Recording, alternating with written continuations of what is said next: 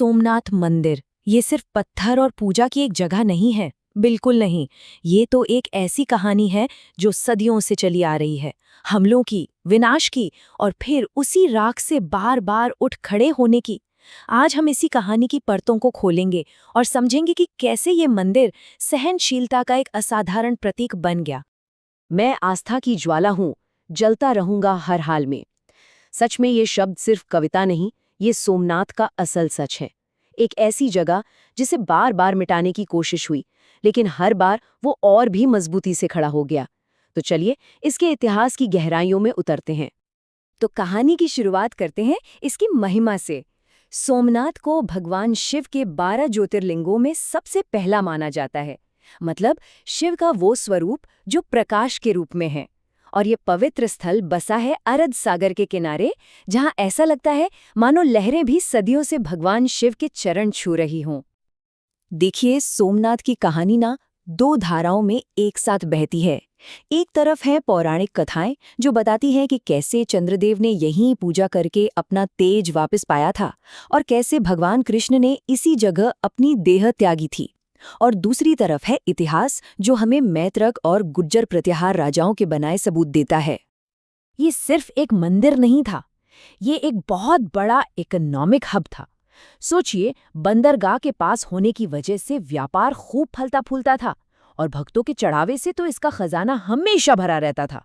और यही असीम संपत्ति और आस्था का केंद्र होना इसे हमलावरों की नजरों में ले आया।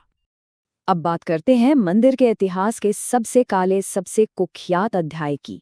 कहानी हमें ले जाती है करीब 1000 साल पहले, जब महमूद गजनवी अपनी विशाल सेना के साथ यहाँ आ धमका। साल था 1026।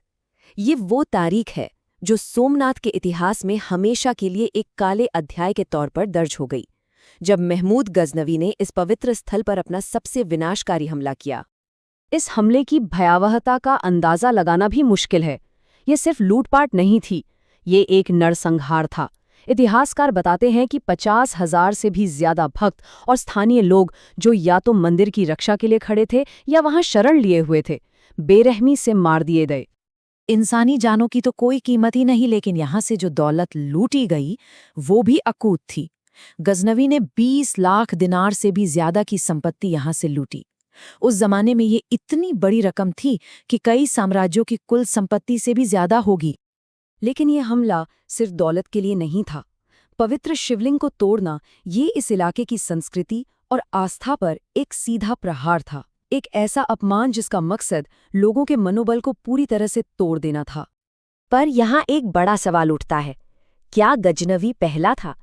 क्या ये सब अचानक हुआ या इसकी नींव बहुत पहले ही रखी जा चुकी थी?